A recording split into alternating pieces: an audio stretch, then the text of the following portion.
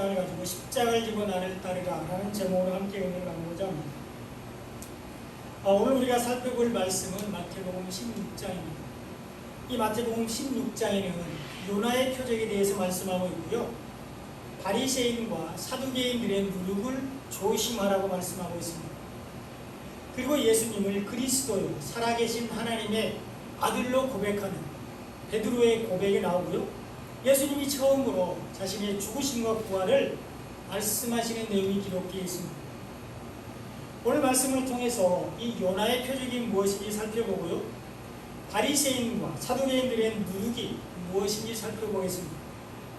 그리고 베드로의 고백에 담긴 영적인 의미를 살펴보고 예수님의 죽으심과 부활에 대한 제자들의 반응과 또 우리가 어떻게 예수님을 따라야 되는지 살펴보면서 은혜를 나누고자 합니다. 우리가 구할 표적, 우리가 요구할 표적은 오직 예수님의 십자가입니다. 십자가는 예수님이 우리를 사랑하신 장소입니다. 십자가는 예수님이 우리를 이처럼 사랑하신 장소입니다. 십자가는 예수님이 우리를 죽기까지 사랑하신 장소입니다. 예수님은 우리를 구원하시기 위해서 우리 대신 십자가에서 죽으셨습니다. 이것이 창세전 하나님의 뜻이며 우리를 향한 하나님의 구원 계획입니다. 그리고 육신의 몸을 입고 이 땅에 오신 하나님이신 예수님이 행하신 일입니다.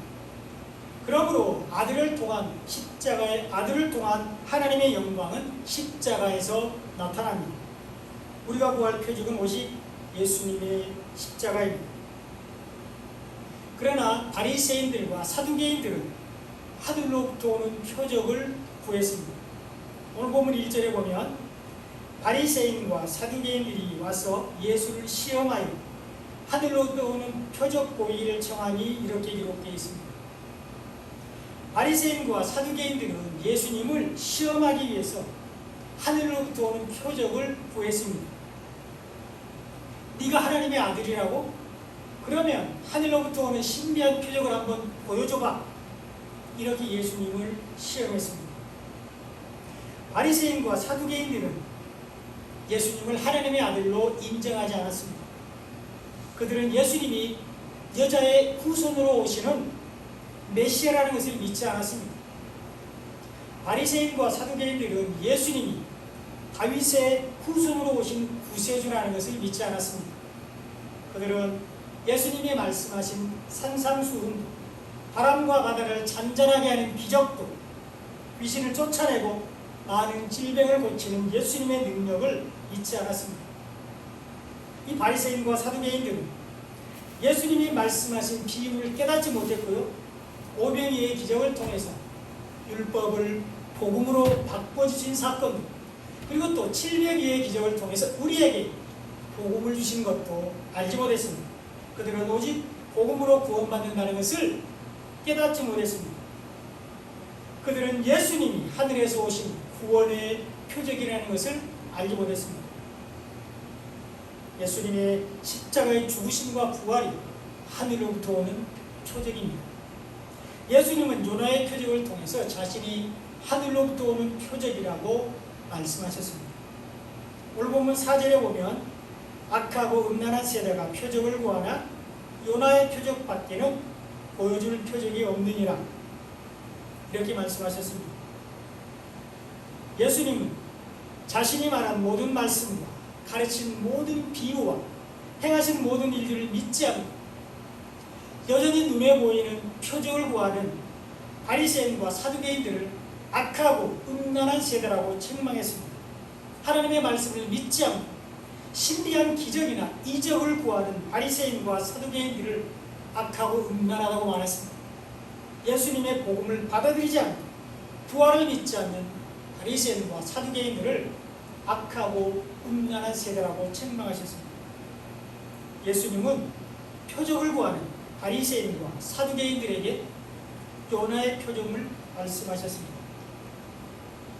이 요나 선지자는 분열 왕국 시대 때, 그러니까 이스라엘이 북쪽의 이스라엘과 남쪽의 유다로 서로 나눠져 있을 때, 지금 우리 대한민국이 두 개의 나라로 갈라져 있잖아요. 이스라엘도 북쪽의 이스라엘과 남쪽의 유다로 나눠져 있을 때에 북쪽 이스라엘 여로보암 2세 왕 때 활동한 선지자입니다. 그리고 이 요나 선지자는 예수님이 오시기 전에 약 800년 전에 활동했던 선지자입니다. 이 요나는 하나님으로부터 아수르의 수도인 니누에에 가서 복음을 전하는 말을 싫어했습니다. 그래서 다시스로 도망을 가다가 바다에 던져져서 물고기 뱃속에서 3일간을 지냈습니다. 그리고 3일째 되는 날 하나님이 물고기를 명령해서 이 요나를 육지에 토하게 했습니다. 그래서 다시 살아난 요나는 할 수 없이 니느웨에 가서 하나님의 말씀을 전했습니다. 그런데 놀라운 일이 일어났습니다. 하나님의 말씀을 들은 니느웨 사람들은 왕으로부터 저 말단 하인에 이르기까지 모든 사람들이 베옷을 입고 죄를 뒤집어 쓰고 회개했습니다. 이것이 요나의 표적입니다. 예수님은 바리새인과 사두개인들에게 이 요나의 표적밖에는 보여줄 표적이 없다고 말씀하셨습니다. 그러므로 성경에 나오는 모든 다른 표적들은 이 요나의 표적을 가리키는 화살표일 뿐입니다.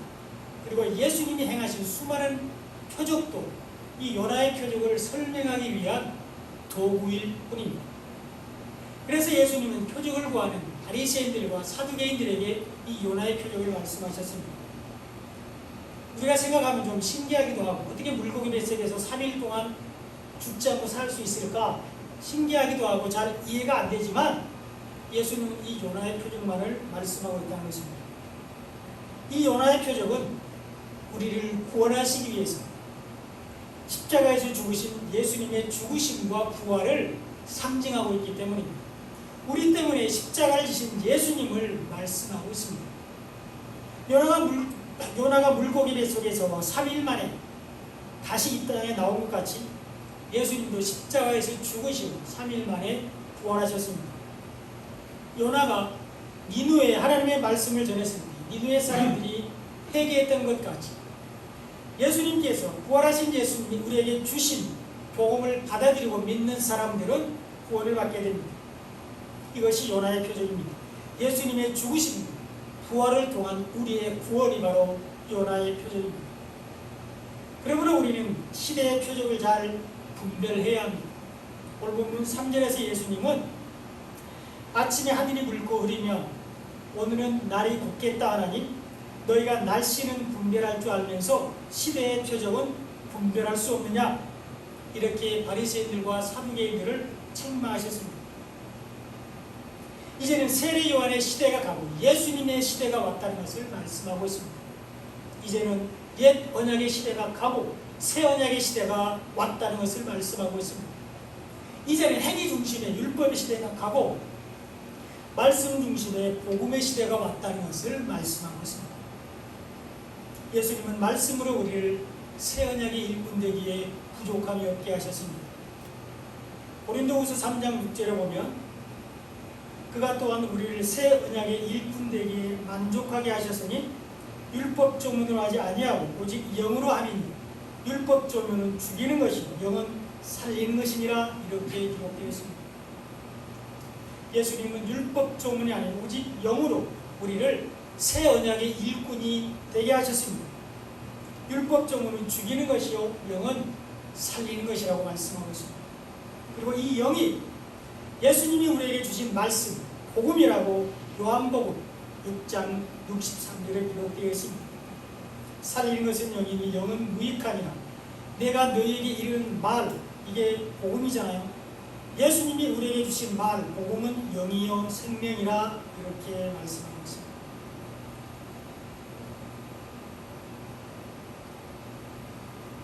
우리는 지금 복음 안에서 완전한 자유를 누리는 은혜의 시대를 살고 있습니다. 그러나 바리새인들과 사두개인들은 이 시대의 표적을 분별하지 못했습니다. 우리도 시대의 표적을 분별하지 못하면 여전히 눈에 보이는 표적에 집착할 수밖에 없습니다. 우리도 시대를 분별하지 못하면 여전히 완벽하지 않은 우리의 삶에 실망하고 낙심할 수밖에 없습니다. 시대를 분별하지 못하면 오늘도 실패한 자신을 보면서 죄책감에 한숨 쉴 수밖에 없습니다. 그래서 주님 앞에 나올 때마다 죄송하고 부끄러워서 눈물 짓게 됩니다. 그리고 이런 사람들은 신앙생활에 기쁨이 없습니다. 그러나 시대의 표적을 분별하는 사람들은 기쁘게 신앙생활할 수 있습니다. 복음의 능력 안에 있는 사람들은 말씀으로 사단을 물리치고 승리의 계가를 부를 수 있습니다. 복음의 은혜 안에 있는 사람들은 예수님의 풍성한 사랑을 힘입어서 자기 자신도 사랑을 실천하며 살게 됩니다. 복음에서 날마다 기쁨과 감사가 넘치는 삶을 살게 됩니다. 이것은 어떤 외부적인 환경이나 조건, 세상적인 성공 때문에 그러는 것이 아니라 복음으로 인한 내면의 기쁨이 바로 충만하기 때문입니다. 우리 안에 복음의 능력과 은혜가 넘칠 때 비록 우리가 세월의 무게를 비껴가지 못한 나날이 약해진 우리의 건강과 시도 때도 없이 날아오는 청구서가 걱정될 만큼 넉넉하지 못한 은행 잔고와 날마다 살인과 강도와 자연재해가 넘쳐나는 우울한 세상 속에서도 우리는 항상 기뻐하고 쉬지 않고 기도하고 범사에 감사할 수 있습니다. 지금은 복음 안에서 완전한 자유를 누리는 은혜의 시대입니다. 이것이 하늘로부터 오는 표적입니다. 예수님의 십자가의 죽으심과 부활이 하늘로부터 오는 표적입니다. 우리는 시대를 분별하지 못하는 바리새인들과 사두개인들의 교훈을 조심해야 합니다. 오늘 본문 6절에서 예수님은 삼가 바리새인과 사두개인들의 누룩을 주의하라 이렇게 말씀하셨습니다. 이 누룩이 바로 바리새인들과 사두개인들의 교훈, 그들의 가르침이라고 오늘 본문 12절에서 말씀합니다. 그리고 예수님은 그들의 교훈을 따르지 말라 이렇게 말씀하셨습니다. 그들은 하나님의 계명이 아닌 인간의 계명으로 사람들을 가르치기 때문입니다. 그들의 교훈은 새 언약이 아닌 옛 언약에 근거하고 있기 때문입니다. 그들은 시대의 표적을 분별하지 못하는 사람들이기 때문입니다. 그러면 우리가 교훈을 다 따르지 말고 그 교훈이 하나님의 말씀에 근거하는지 확인해야 합니다. 그것이 진리인지 확인해야 합니다. 그것이 참인지 거짓인지 확인해야 되는 것입니다. 그 말씀이 하나님의 계명인지 사람의 계명인지를 구분해야 합니다. 그 가르침이 옛 계명인지 새 계명인지를 분별하고 가려내야 됩니다. 우리가 그렇지 않고 영을 다 따르다 보면 우리는 구덩이에 빠지게 됩니다. 우리는 시대를 분별하지 못하는 바리새인들과 사두개인들의 누룩을 조심해야 합니다. 그리고 시대를 분별하는 사람들이 예수님을 그리스도요 살아계신 하나님의 아들로 고백하게 됩니다. 오늘 본문 16절에서 베드로는 예수님을 주는 그리스도시요 살아계신 하나님의 아들이시니이다 이렇게 고백했습니다. 엄청나게 멋진 고백을 했습니다. 사람들이 예수님을 세례 요한이나 엘리야나 예레미야나 선지자 중에 한 사람으로 알았습니다. 그런데 이것은 예수님을 정확히 알지 못하는 것입니다. 예수님을 온전히 다 알지 못하는 것입니다. 물론 사람들이 알고 있으니 예수님은 이 땅에서 선지자 역할을 하셨습니다. 그러나 그것은 예수님의 세 가지 직분, 왕과 제사장과 선지자인 예수님의 삼중직 이 세 가지 직분 중에 하나일 뿐입니다. 예수님은 유대인으로 왕으로 오셔서 십자가에 죽으시고 그리고 부활하신 후에 만왕의 왕이 되셨습니다. 이것이 그리스도입니다. 그리고 예수님은 아론의 반차를 따르지 않고 멜기세덱의 반차를 따르는 하늘의 영원한 제사장이십니다. 예수님은 단 한 번의 죄, 우리의 모든 죄를 영원히 용서하신 영원한 제사장이십니다. 이것이 단번 속죄입니다. 그리고 예수님은 하늘과 땅의 모든 권세를 가지고 하나님의 말씀을 우리에게 전하신 선지자이십니다. 예수님은 살아계신 하나님의 아들이십니다.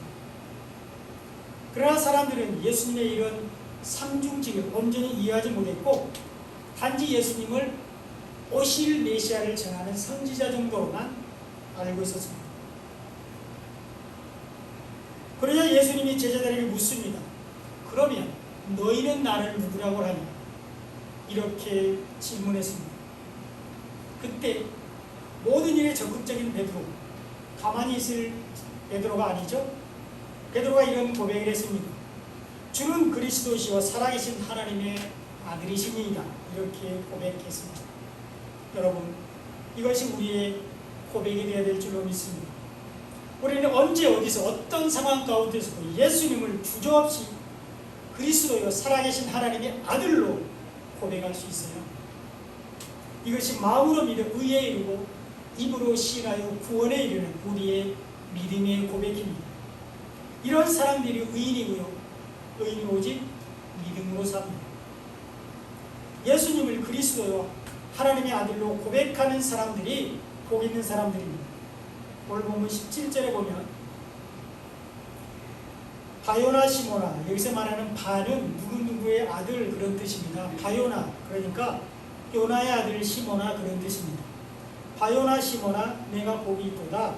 이를 내게 알게 한 이는 혈육이 아니오 하늘에 계신 네 아버지시니라. 이렇게 예수님이 베드로를 칭찬하셨습니다. 예수님이 그리스도이신 것을 아는 것이 복입니다. 예수님이 하나님의 아들이라는 것을 아는 것이 바로 복입니다. 그리고 하나님께서도 입술에 할 말을 넣어주는 사람이 복 있는 사람입니다. 베드로의 고백은 스스로 한 것이 아니고 하나님께서 그 입에 말을 넣어줬기 때문입니다. 하나님의 영이신 성령께서 베드로의 입술에 고백할 말씀을 넣어주셨습니다. 그러므로 우리도 말씀을 가지고 있을 때 성령께서 우리에게 할 말을 가르쳐 주십니다. 마태복음 10장 18절로 20절에 보면 또 너희가, 여기서 너희는 예수님의 12제자를 말합니다. 그리고 또 생명의 말씀을 가진 자들 말합니다. 너희가 나로 말미암아 총독들과 임금들 앞에 끌려가리니 이는 그들과 이방인들에게 증거가 되게 하려 하십니다. 너희를 넘겨줄 때에 어떻게 또는 무엇을 말할까 염려하지 말라. 그때 너희에게 할 말을 주시리니, 성령께서 할 말을 주신다고 말입니다. 말하리니 너희가 아니라 너희 속에서 말씀하시리니 곧 너희 아버지의 성령이시니라. 이렇게 말씀하고 있습니다. 꼭 필요할 때 필요한 말을 성령께서 우리의 입술에 넣어준다는 것입니다. 우리가 말씀을 가지고 있을 때 우리의 입술을 사용하시는 분은 바로 성령님이십니다. 하나님이 보내신 성령이 우리의 입술을 통해서 예수는 그리스도라고 증거하게 하십니다. 하나님의 성령이 우리의 입술을 사용하셔서 예수님을 하나님의 아들로 증거하게 하신다는 것입니다. 우리가 복음을 가지고 있고 또 땅끝까지 복음을 전하는 예수님의 말씀에 순종할 때에 우리를 통해서 일하시는 분은 성령님이십니다. 성령님은 순종하는 사람들을 통해서 일하십니다. 그러므로 우리가 예수님 믿지 않는 사람들을 긍휼히 여기지 않고 아직 생명의 말씀, 복음을 모르는 사람들을 불쌍히 여기는 마음이 없어서 우리의 입술을 딱 닫고 침묵하고 있으면 성령께서도 아무 일도 하지 않으십니다. 그러나 우리가 영혼을 사랑하는 마음을 가지고 우리의 입술을 크게 열 때 우리 안에 계신 성령께서 그 사람의 귀를 만져주셔서 우리가 전하는 복음을 듣게 하시고요, 그 사람의 마음을 만져주셔서 우리가 전하는 복음을 깨닫게 해주십니다. 그리고 그 사람이 복음을 받아들이고 믿게 하실 것입니다. 그러므로 전도는 내가 하는 것이 아니고 나를 통해서, 순종하는 나를 통해서 성령께서 하시는 것입니다. 그래서 바울은 디모데후서 4장 2절에서 이렇게 말합니다. 너는 말씀을 전파하라. 때를 얻든지 못 얻든지 항상 힘쓰라. 범사에 오래 참음과 가르침으로 경책하며 경계하며 권하라. 이렇게 권면했습니다. 시대를 분별하는 사람들이 예수님은 그리스도요 살아계신 하나님의 아들로 고백하게 됩니다. 그리고 예수님은 이런 사람들에게 천국의 열쇠를 주셨습니다.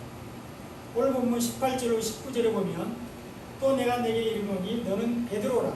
내가 이 반석, 여기서 말하는 반석은 예수님이죠. 내가 이 반석 위에 내 교회를 세우리니 음부의 권세가 이기지 못하리라. 내가 천국 열쇠를 내게 주리니 내가 땅에서 무엇이든지 매면 하늘에서도 매일 것이요 내가 땅에서 무엇이든지 풀면 하늘에서도 풀리리라. 이렇게 말씀하셨습니다.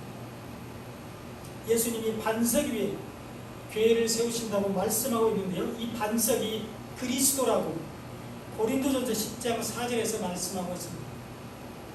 또 이 반석을 고린도전서 3장 10절로 11절에서는 하나님의 은혜를 따라서 닦아둔 터라고 말씀하고 있는데 이 터가 곧 예수 그리스도입니다. 교회는 예수님의 핏값으로 세우신 예수님의 몸입니다. 교회는 예수 그리스도 위에 세워진 것으로서 예수님이 교회의 머리가 되십니다. 예수님은 주는 그리스도라는 베드로의 고백 위에 교회를 세우셨습니다. 그러므로 음부의 권세가 이기지 못하게 됩니다. 예수님은 천국의 열쇠를 복음의 말씀을 가진 교회에 주셨습니다. 그리고 한 사람 한 사람이 교회인 저와 여러분에게 우리들에게 천국의 문을 열 수 있는 열쇠를 주셨습니다. 이 열쇠가 바로 예수님이 십자가에서 우리에게 주신 복음입니다. 우리가 땅에서 무엇든지 매면 하늘에서도 매인다고 말하고 있는데요. 우리가 사람들에게 복음을 전하지 않으면 그 사람들은 여전히 사단과 율법 안에 매여 있게 됩니다. 이것이 땅에서 매는 것이고요. 그 사람들이 복음을 받아들이지 않고 믿지 않아서 구원을 받지 못하게 되는데 이것이 하늘에서도 매이는 것입니다. 그러나 반대로 우리가 사람들에게 복음을 전할 때 복음을 받아들이고 믿는 사람들은 율법을 버리고 복음으로 나아가게 되는데 이것이 땅에서 푸는 것이고요. 이런 사람들은 복음으로 구원을 받게 되는데 이것이 하늘에서도 풀리는 것입니다. 흉악의 열매와 죄악의 결박을 풀어주는 것은 복음뿐입니다. 예수님은 우리가 복음을 전하기를 원하십니다. 이것이 각 사람의 행위입니다. 예수님은 각 사람이 행한 대로 갚으십니다. 하나님의 일을 생각하고 하나님의 일을 하는 사람들은 구원을 받고 사람의 일을 생각하고 사람의 일을 하는 사람들은 심판을 받게 됩니다. 오늘 본문 23절에서 예수님은 베드로에게 사탄아 내 뒤로 물러가라 너는 나를 넘어지게 하는 자로다. 내가 하나님의 일을 생각하지 아니하고 도리어 사람의 일을 생각하는도다. 이렇게 베드로를 책망하셨습니다. 예수님은 베드로가 하나님의 일이 아닌 사람의 일을 한다고 책망하셨습니다. 그러면 안 된다 이렇게 부드럽게 책망 타이르는 것이 아니라 베드로를 사탄이라고 엄하게 꾸짖었습니다. 사람의 일을 생각하는 것이 사탄이라고 말씀하고 있습니다. 예수님을 그리스도요 살아계신 하나님의 아들로 고백하는 것이 하나님의 일입니다.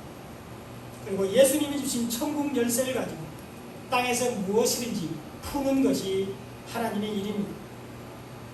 예수님을 위해 자기 목숨을 잃는 것, 자기를 부인하는 것이 하나님의 일입니다. 자기 십자가를 지고 복음을 가지고 예수님을 따르는 것이 하나님의 일입니다. 이런 사람들은 구원을 얻게 됩니다.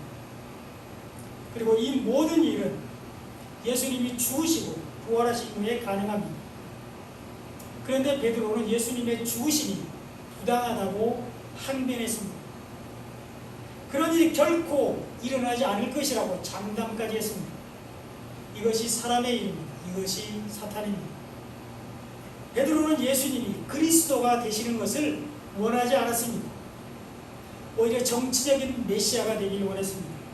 그래서 이스라엘을 로마 식민지로부터 해방을 시켜주고 또 배와 금을 버려두고 예수님을 따랐던 자신들에 대한 보상이 있기를 원했습니다. 예수님이 이스라엘의 왕이 되는 순간 자신들도 거기에 걸맞는 지위와 권력을 갖기를 원했습니다. 이것이 옛 언약입니다. 이것이 버리지 못한 옛 자화입니다. 이것이 사람의 일입니다. 그러나 예수님은 자기 십자가를 지고 예수님을 따르라고 말씀하셨습니다. 누구든지 나를 따라오려거든 자기를 부인하고 자기 십자가를 지고 나를 따를 것이니라 이렇게 말씀하셨습니다. 사람의 생각과 사람의 일을 버리고 복음을 가지고 예수님을 따르라고 말씀하고 있습니다. 세상적인 가치관을 버리고 말씀하면서 예수님과 동의하는 삶을 살라고 말씀하고 있습니다. 이것이 인자가 아버지의 영광으로 올 때에 우리를 구원하신 우리의 선한 행위입니다. 우리에게 가장 귀한 것, 천하보다 귀한 것은 우리의 생명입니다. 오늘 본문 26절에 보면 사람이 만일 온 천하를 얻고도 제 목숨을 잃으면 무엇이 유익하리요? 사람이 무엇을 주고 제 목숨과 바꾸겠느냐? 이렇게 기록되어 있습니다. 여기서 말하는 목숨은 우리의 육신의 생명을 말하는 것이 아닙니다. 우리의 영적인 생명, 우리의 영혼을 말하고 있습니다. 육신의 생명은 사는 날이 많을지라도 영혼이 안정되지 못하면 낙태된 여보다 더 불쌍합니다. 우리의 육신이 1000년의 갑절을 살아도, 그러니까 2000년을 살아도 행복을 보지 못하면 마침내 한 곳으로 돌아가는데 심판을 받게 된다고 말하고 있습니다. 여러분 한번 생각을 해보십시오. 70년이나 80년 또 길게 잡아서 한 100년 동안 이 땅에서 진짜로 성공하고 살았지만 구원을 받지 못해서 평생을 실패한 인생과 반대로 70년, 80년 이 땅에 조금 힘들게 살았지만 구원을 받아서 평생 성공한 인생 중에서 어느 것이 진정으로 성공한 인생이겠습니까? 또 온 천하를 얻고도 영원한 생명을 잃은 사람과 비록 가진 것이 적을지라도 영원한 생명을 얻은 사람 중에 누가 더 성공한 사람인 것 같습니까? 인간의 육신의 생명은 유한하고 한계가 있고요. 우리의 영혼은 영원히 사는 것입니다. 죽음 이후에 우리가 천국에서 행복하게 사는가, 지옥에서 영원히 고통 중에 사는가 차이가 있을 뿐입니다. 그러므로 당연히 구원을 받아서 평생 성공한 인생, 영원한 생명을 얻은 사람이 성공한 사람입니다. 그리고 이것은 예수님을 위하여 자기 목숨을 잃는 사람, 육을 버리고 영을 따르는 사람, 자기를 부인하고 자기 십자가를 지고 예수님을 따르는 사람들이 받을 수 있는 은혜입니다. 예수님의 십자가의 죽으심과 부활을 믿고 그 죽으심과 부활을 통해서 우리에게 주신 복음을 믿는 사람들에게 주어지는 특권인 것입니다. 이 말씀의 결론입니다. 예수님은 우리를 구원하시기 위하여 죽으시고 부활하셨습니다. 이것이 요나의 표적입니다. 이것이 십자가의 표적입니다. 예수님이 십자가를 통해서 우리에게 복음을 주셨고 그 복음으로 우리를 구원하셨습니다. 그러므로 우리가 복음 안에 있는 것이 시대의 표적을 분별하는 것입니다. 이것이 우리의 선한 행위입니다. 예수님은 복음 안에 있는 우리들에게 천국의 열쇠를 주셨습니다. 그 천국 열쇠로 땅에서 맬 것인가 풀 것인가는 우리의 선택에 달려 있습니다. 우리가 땅에서 매면 하늘에서도 매이고 우리가 땅에서 풀면 하늘에서도 풀리게 됩니다. 영혼을 구원할 책임이 우리에게 있다는 것을 말씀하고 있습니다. 하나님의 나라는 순종하는 사람들을 통해서 전파됩니다. 예수님은 각 사람이 행한 대로 갚으십니다. 하나님의 일을 생각하고 하나님의 일을 하는 사람들은 구원을 받고 사람의 일을 생각하고 사람의 일을 하는 사람들은 심판을 받게 됩니다. 그러므로 우리는 날마다 자기를 부인하고 예수님을 따라가야 합니다. 사랑하는 여러분, 날마다 복음 안에서 예수님과 동의하는 삶을 사시기를 간절히 축원드립니다. 기도하겠습니다.